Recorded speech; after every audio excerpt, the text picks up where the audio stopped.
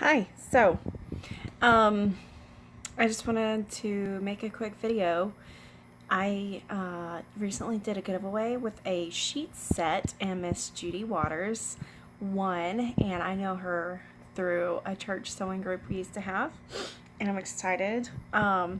So just what I'm going to talk about in this video is I want to give you the basic rundown of steps and like the process of tie-dyeing, and there are variables, but this is just how I do it. But I also want to show you the planning, because a lot of people are like, how do you do this? And I'm just like, magic, but it's not.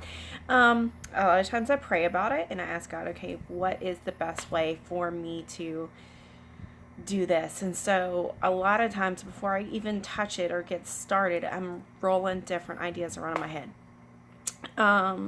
Judy wants a Clemson inspired sheet set. So of course, that is orange and purple.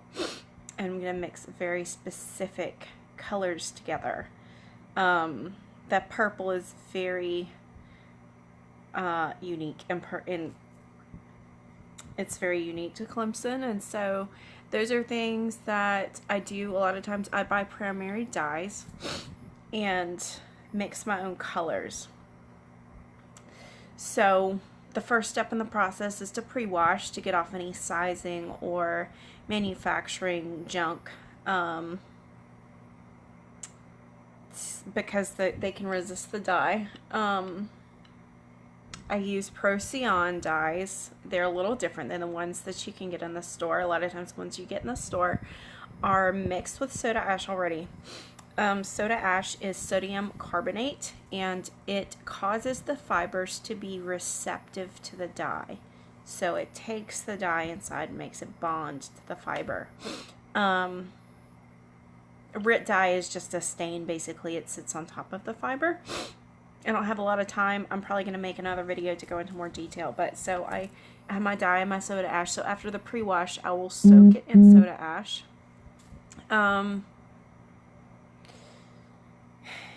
15 minutes, warm water at least. And so a lot of times I will wring it out in the washer so it's damp. I prefer to fold damp because the fabric behaves better. If it's dry, it kind of flops around.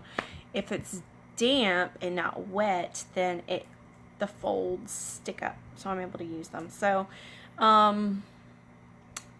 will sketch. I'm about to sketch what I do. A lot of times I'll draw out the idea. So if I'm having very specific color placement, I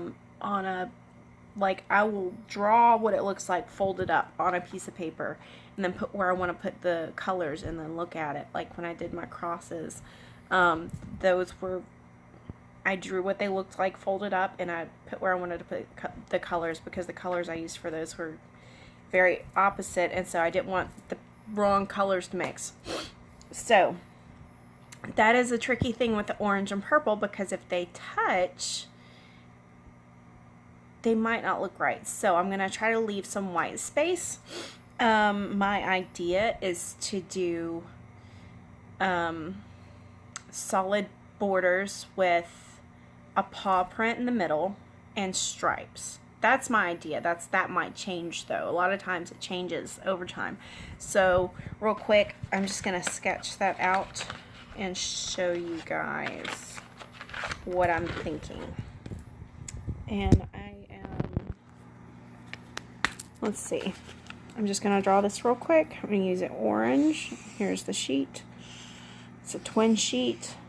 And now I have a fitted sheet, a flat sheet, and a pillow case. So right now I'm just going to sketch the flat sheet. So I want the paw print to be in the middle.